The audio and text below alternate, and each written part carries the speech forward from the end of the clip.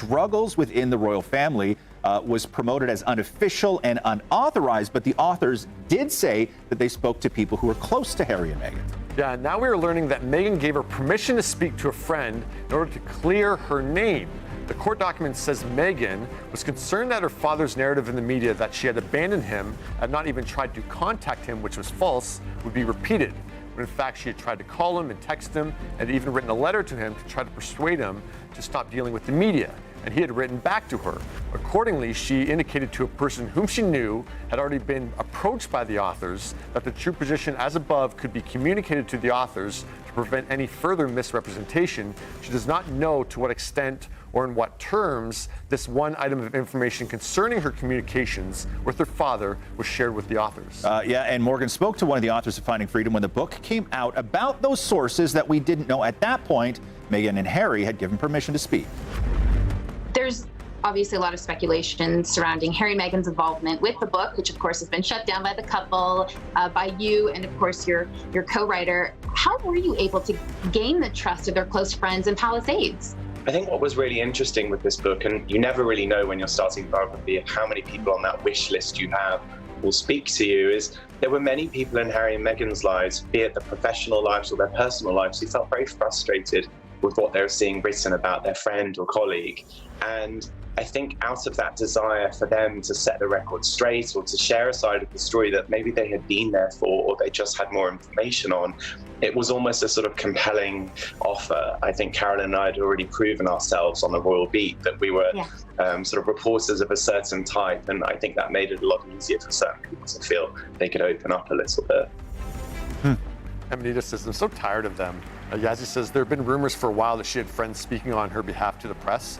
Faith is confused. She says, so if Meghan gave the okay for a friend to defend her, did the friend turn on her? Am I getting this right? No, it's just that this friend spoke to the author saying, no, Meghan has spoken to her father, because the narrative out there at that point was that Meghan was completely not speaking to her father at all. So yeah, this was just a friend talking to the author saying, no, Meghan has reached out. So what is the controversy then? Just the idea, that so Meghan is giving friends permission to speak to so it's not what the friend said so much. Just the idea that, it's always this idea like, no, we're not speaking to the press at all. But yeah, obviously there are circumstances that Meghan's saying to friends, go ahead and, talk to that journalist, talk to that author. So I just find it interesting that there are points that they're choosing.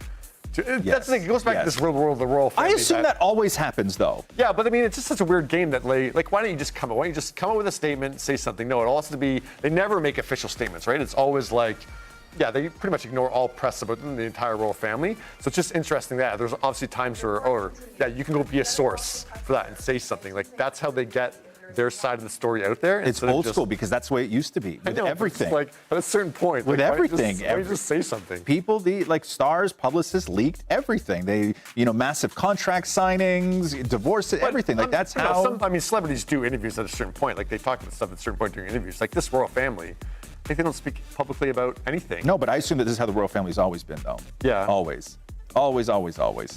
Yeah, because it's their relationship with the press. Like there has to be a organization or some sort of chain of information has to have been established at some point where this is okay, and you realize that the authors aren't going to turn on you for being a source. Like they will print what you say. They will never say, oh, by the way, Meghan's best friend told us this was okay. Like there's a trust there, and this doesn't seem like it was the first time it happened because this was a pretty monumental thing. This was a book, not an article, right? Yeah, Cass is 100% BS. Yeah. Where's the other one?